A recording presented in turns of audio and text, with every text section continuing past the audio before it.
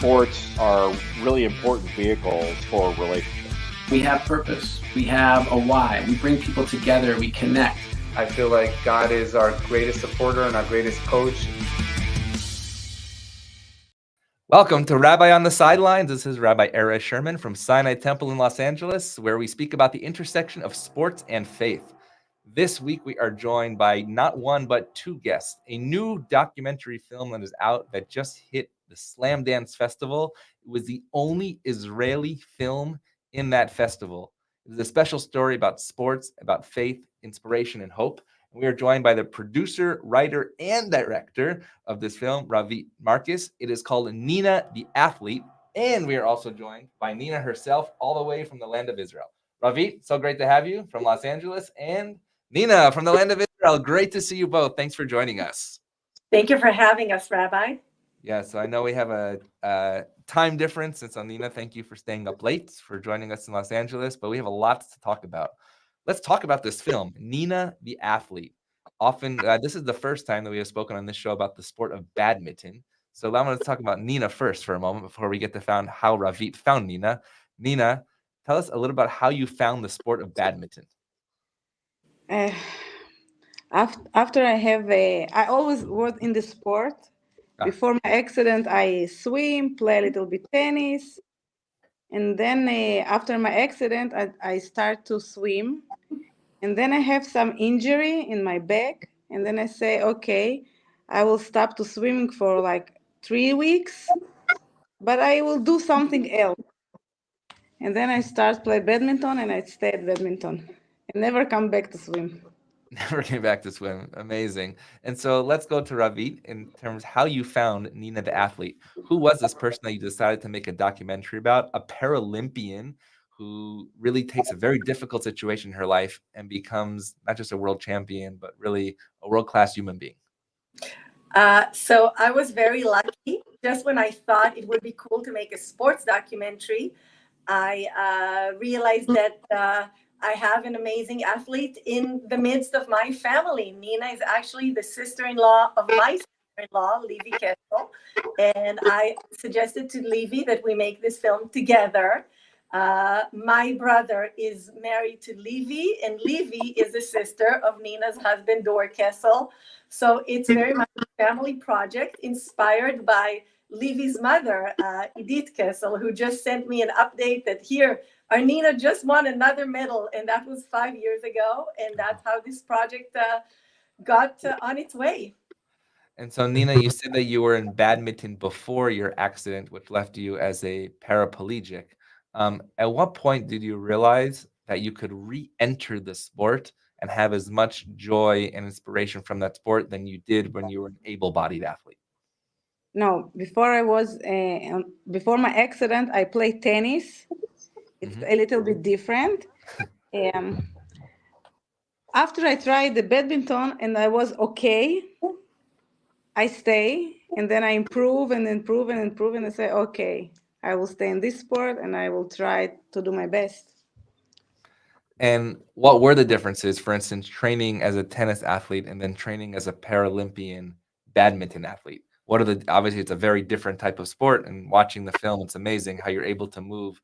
I mean, do two things at once, move the chair and hit the ball. And, I mean, the birdie. What does that look like after? It's a little bit, it's different, but for me, I was, in that time, I was already like 10 years on the wheelchair. For me, it was not too hard, but I training a lot, and then I improved and improved, and it's like you have a legs and you can walk. For me, it's the same. Mm-hmm. Love it. And Ravit, what did you see in Nina's story that said this is not just a beautiful story to write an article about, maybe a one-day thing, but an entire movie based on Nina's story? So first of all, when we started filming, Levi and I, we realized that para-badminton is going to be an official Paralympic event for the very first time, and that Nina is vying for that coveted ticket. So we realized this means we have a great story in our hands because there's a clear goal for our wonderful heroine. But obviously that's not enough. You need a good story and a good character, which we had, but you definitely want a whole world. And that's when, luckily, just filming Nina with the two main relationships in her life in the film, which is her deputy coach, who's also her fabulous husband, Dor Kessel, and her main coach, Leon Pogach, seeing the relationships between them and how well they play on camera. They're just, all three of them are so natural. They are really able to be themselves in front of the camera. And they have this great banter of just fabulous humor that they all get, that we realize this is a family that you show, both the professional family and, you know, the family that is going to be interesting to follow for a whole film. And that's really the crux of this documentary, those relationships. And so I'm going to go back to actually you and your husband, Nina, for a moment, because in the film, I don't remember who told you at one time, but basically he's never going to marry you because you're disabled. And that's not the case. Was my loving brother. Got it. What did that look like, of an able-bodied person falling in love with somebody who's a paraplegic? And yeah, but for me it was not the first time that people say something. I used to be in another relationship. Yeah, and I knew that people will ask and wonder why he picked me and no one else. And everywhere I go, and everyone that don't know me, they ask if my husband like me. And I always ask, like, pretty like me or smart like me. I love that. Yeah. In the first, I thought about it, why for myself, like, if it will be less, or, but the end, I don't know.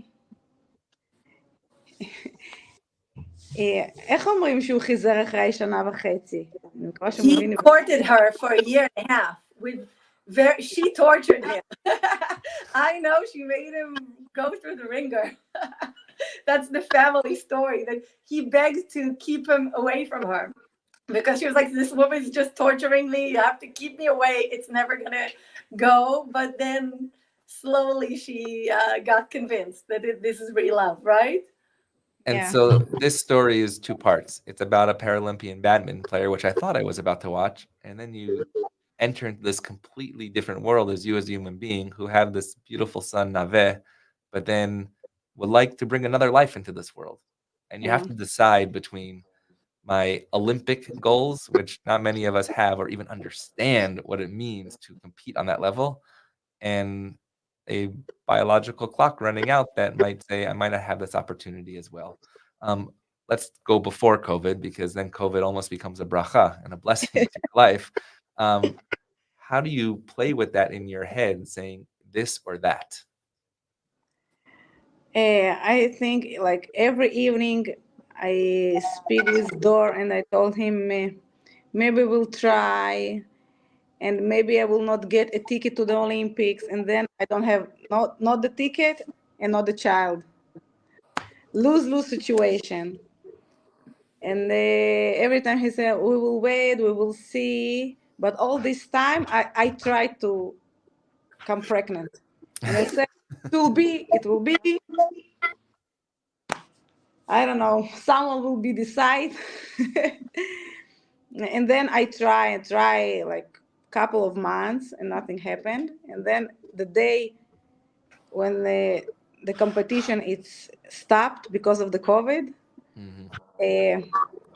I went to the bathroom, I do the test, and it was like positive. They say, okay.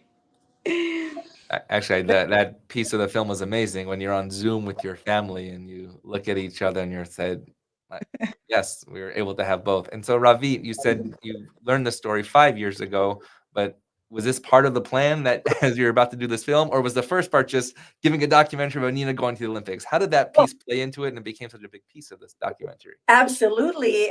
The documentary totally evolved. we start just, this cool woman and successful athlete is going to try and make it to the Paralympics for the very first time. Will she, won't she make it?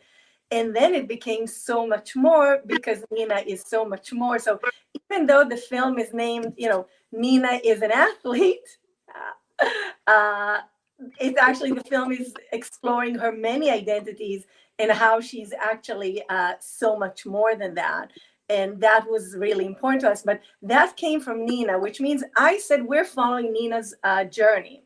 Mm-hmm. And as we got to know her better, we realized that she has more complex personality, more complex identity, and more complex aspirations. And that some of them are competing. And it became the story of how can she make it all work and how. And, it was lucky that she did. For some moments, I was like, that's it. We might not really have a great ending for the film. And I don't know what's going to happen. And obviously, I don't want this to be a complete spoiler, but things worked out well, I think, for Nina and for the film. And that was very lucky. So but it totally happened as we went, because that's how documentaries, if you're filming them as you're going, then that's the thing. Life dictates your story in many ways. You obviously make a lot of decisions.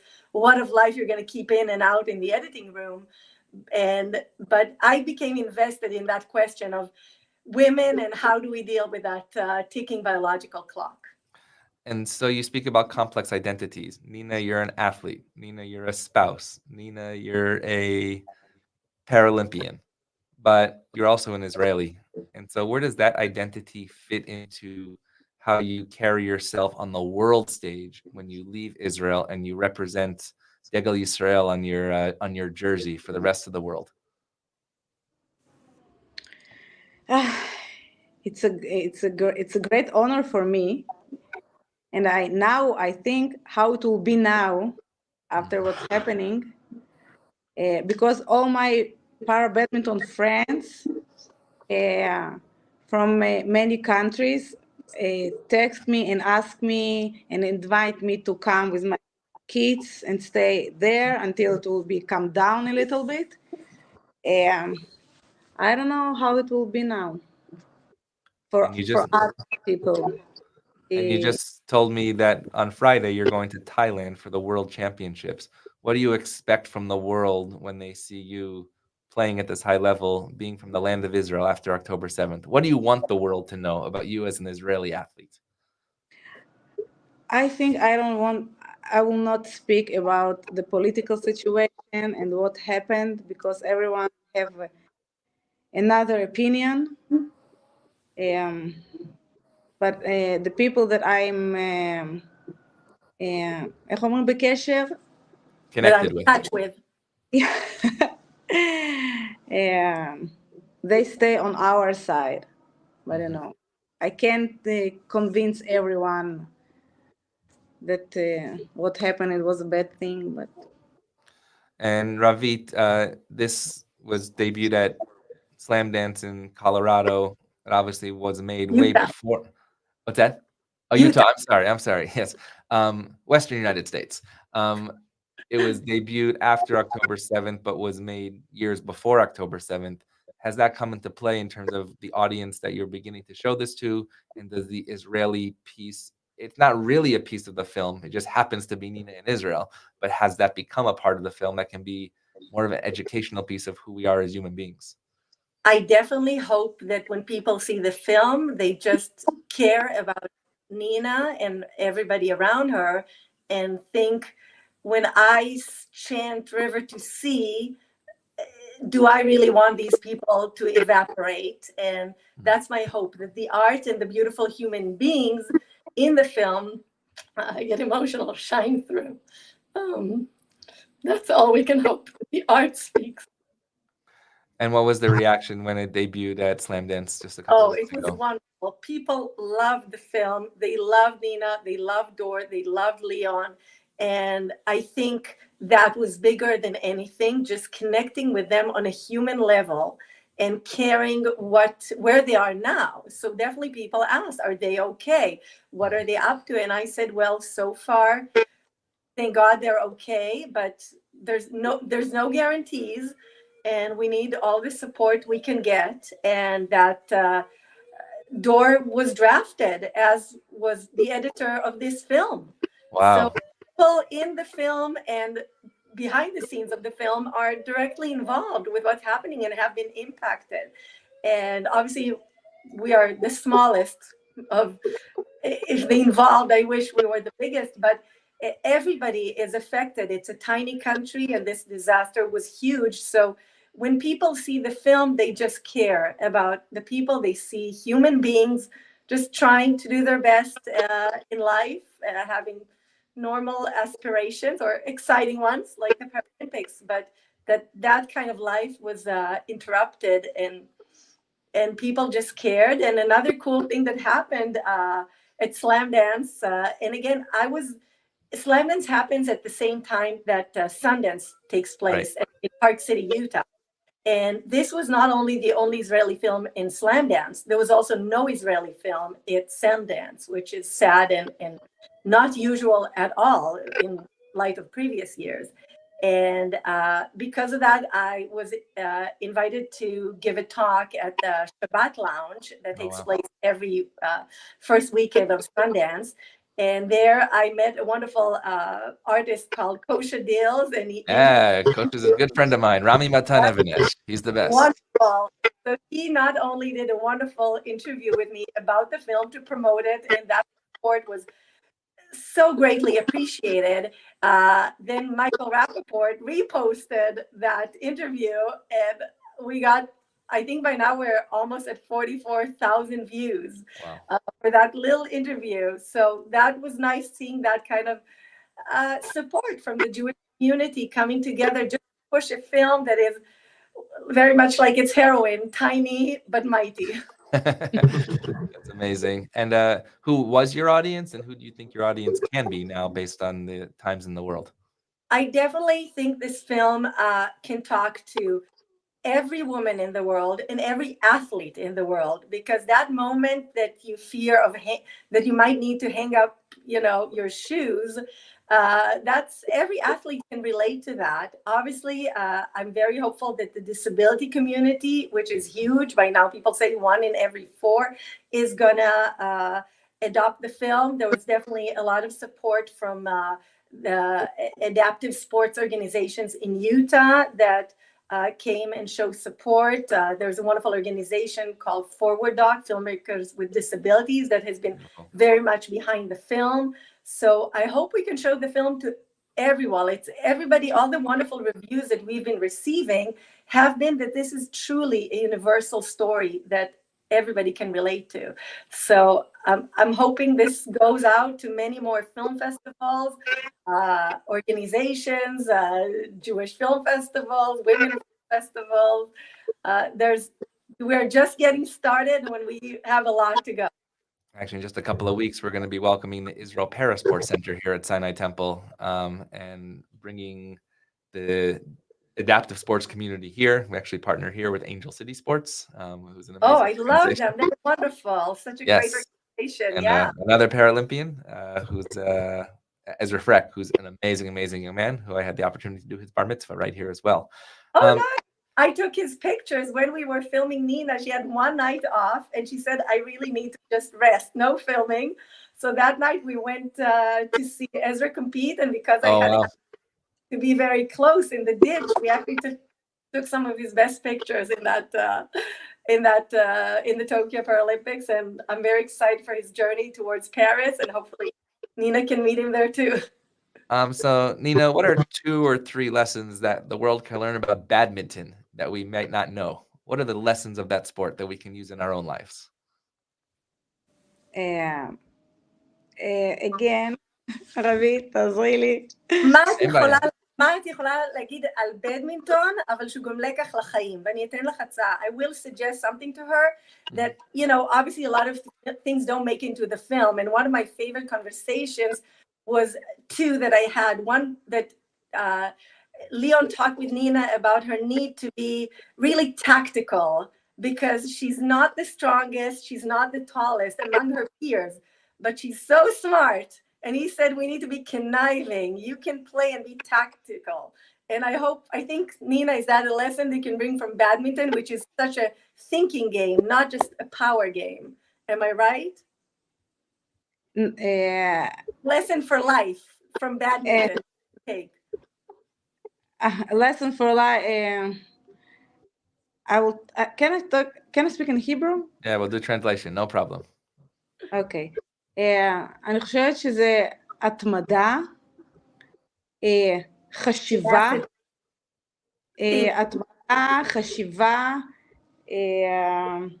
וזה משחק מדהים. אנשים חושבים שזה משחק כזה איטי, כדור נוצה, אבל זה משחק הרבה יותר מהיר מטניס.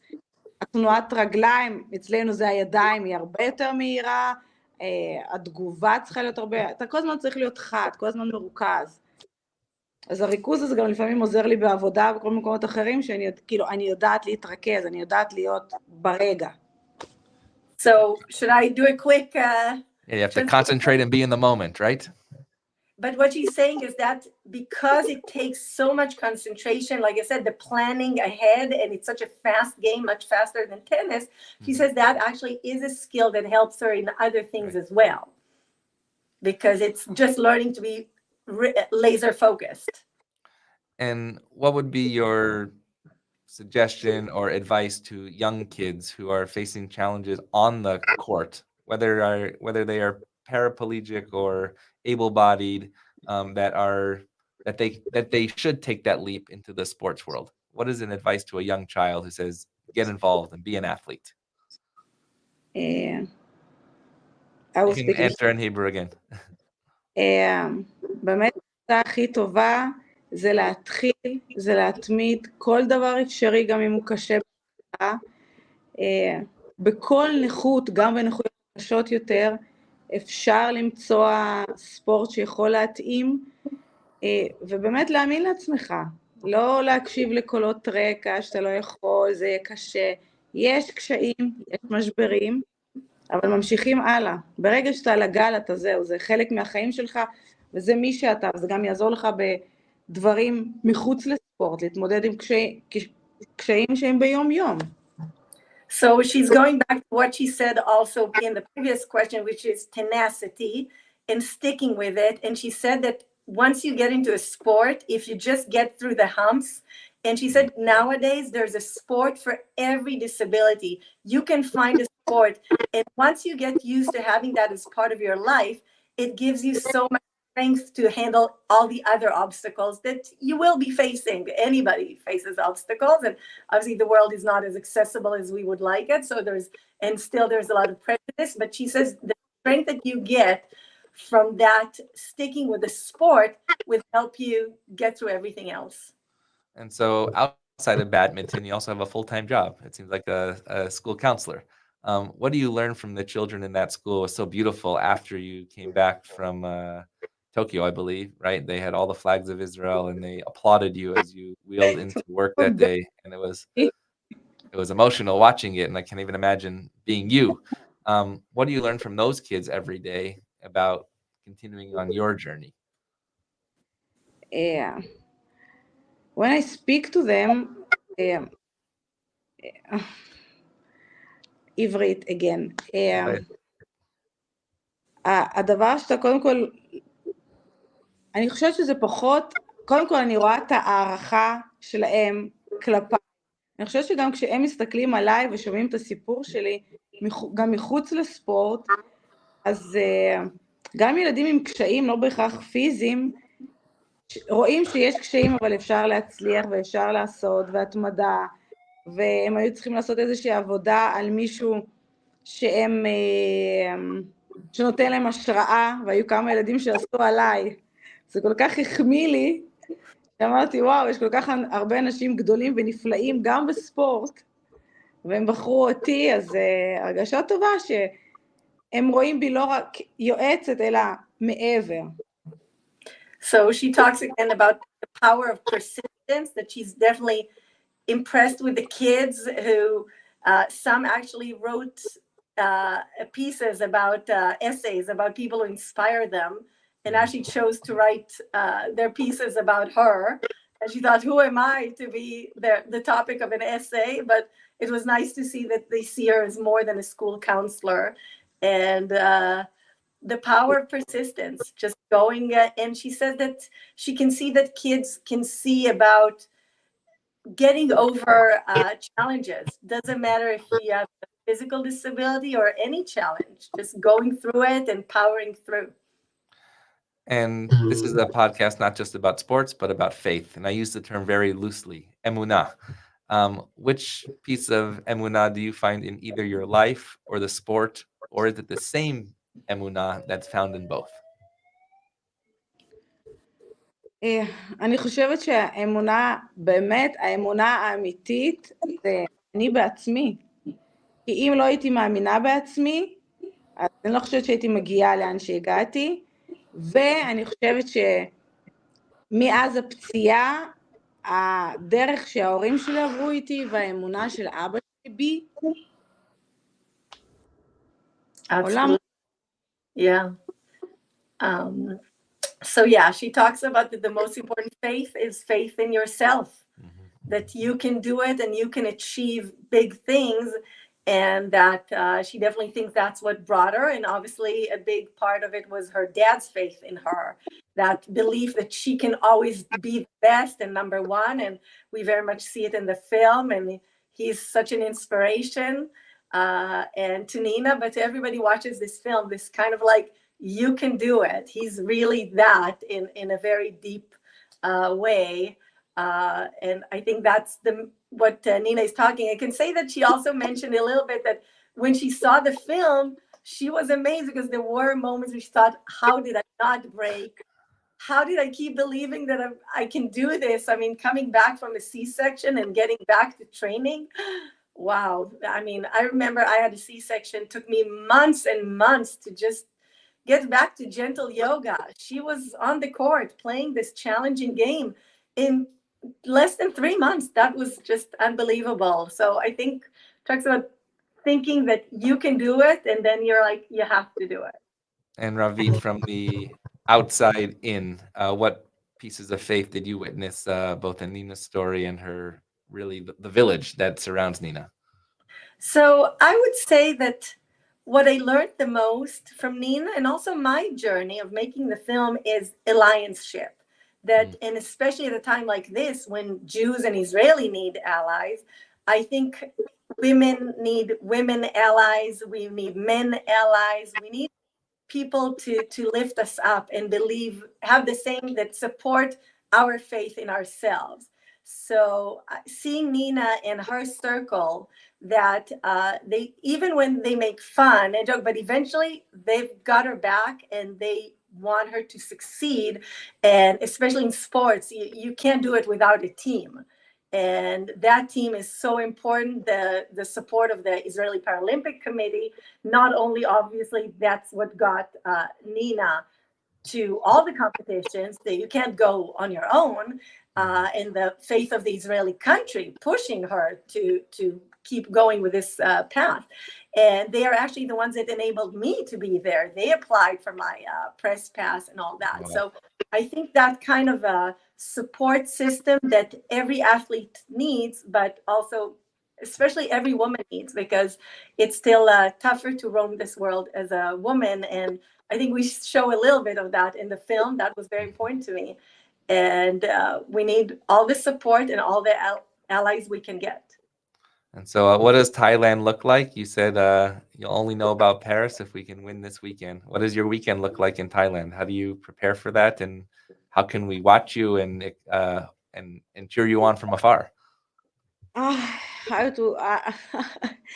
I'm not in my best shape because of the war, and I didn't practice almost 2 months because Dor was in the army. Wow. Yes, it was hard, but I hope, I believe it will be okay, like for the first time.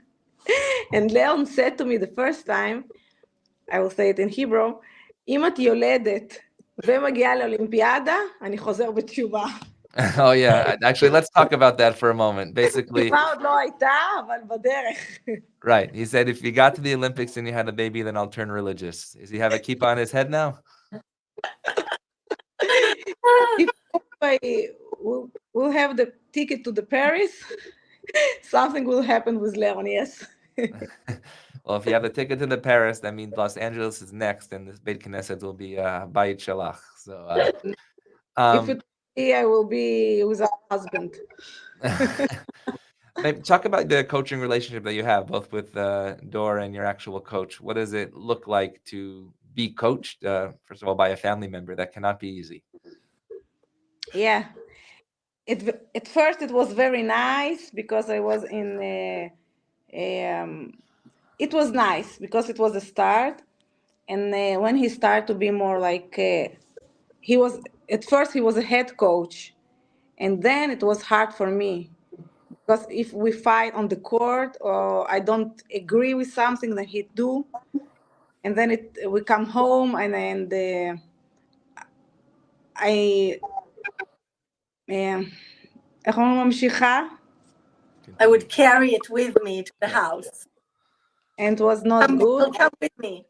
Yeah, it was not good to the relationship. And then he told me that we have a very good coach near. And then I start with Leon, and then it's not like almost 8 years we're together. Beautiful. And Ravit, if you had to make a sequel to Nina, what would the next movie look like? I think I would make a prequel, how they started, because everybody loves the part when he tells how they met and how he fell in love immediately, but she let him, like I said, torture him for a year and a half before she succumbed. So I think we need a prequel of that part, and hopefully maybe a fiction TV series that tells that early start and how they started and how they become this badminton family, because we somehow missed, but we had moments where the baby was already holding a badminton racket. So hopefully people can follow me on Instagram at Ravit Markus and see where the film goes next and what's the next part. And Nina, maybe talk about you as a mom of 2 children. How do your children relate to your story? Yeah. Guy, I don't think he understands a lot. Little guy, right? He's the smallest. But Nave supporting me. He play badminton too, a little bit, but he play very nice. He come with me to the not all the competitions, but he come with me, and he like to watch, and he's supporting. But sometimes he tell me that I'm too old to play. Actually, it's very powerful in the movie, not on the badminton court, but how when you get into your car, for instance, and he's always by your side, and it's just normal. It's I actually my brother had special needs. He was a quadriplegic, and so to watch the family really come together by your story, he sees the eyes. I like to say we see the world through the eyes of curb cuts, right? We understand when there's a challenge to get a sidewalk that's not accessible. And we also know that we can do it together, and I really saw that with you and Naveh as well. And before you go to Thailand, what's your message to us that we can help you with as you continue your journey? To help me, yeah, I don't know. Maybe just support. Support the Israeli Paralympic Committee, the ESAD, the Organization for Disabled Sports, Adaptive Sports in Israel, because they've had, the economy took a big hit, and the governmental funding for sports, and especially Paralympic sports, they've been through very tough cuts. So if anything, to support that would be, I think, because sending athletes all around the world, that's expensive, and they need a team, not just them, the coaches, the masseurs. It all takes an effort. And Ravit, the message, not just to the Jewish audience, but to the sports world. Like you said, it's all different pockets that we have here. I love that. Our fifth graders at our Sinai Kibbutz Academy Day School right now, they're in fact doing an entire unit on disabilities. And I want to actually show them this conversation of what it means that they can be, how they can help. What is your message to our Rabbi on the Sidelines audience who loves faith, who loves sports, who loves Israel, who loves your story? I think really to be good allies, which means exactly what you said. If you see a place that is inaccessible, first point it out. Say if it's a building or an event, point it out and say, this is wrong. This should be accessible. At the same time, politely offer help to somebody who might be trying to come in and can't. So that person feels that there is an ally who's not there to rescue him, but to support, because the world is not where it should be yet. I would say that's an important thing. And yeah, alliance to support anybody who's at a disadvantage for some reason, who's been being misunderstood, that there has prejudices around them. Let's change the conversation by hopefully a lot of people seeing the film, because Nina's blunt conversations about the prejudices that are still plaguing disabled people, that's very important, to change the conversation, not to look at anybody as a sad case, but as a human, a full human who needs some support, but all of us need support. And let's just focus on making the world a better place for everyone. I absolutely love that. And your message goes right to what sports is about, right to what faith is about. And one story at a time, one birdie at a time, one athlete at a time, and one film at a time. We are so honored. One birdie at a time. One birdie at a time. Exactly.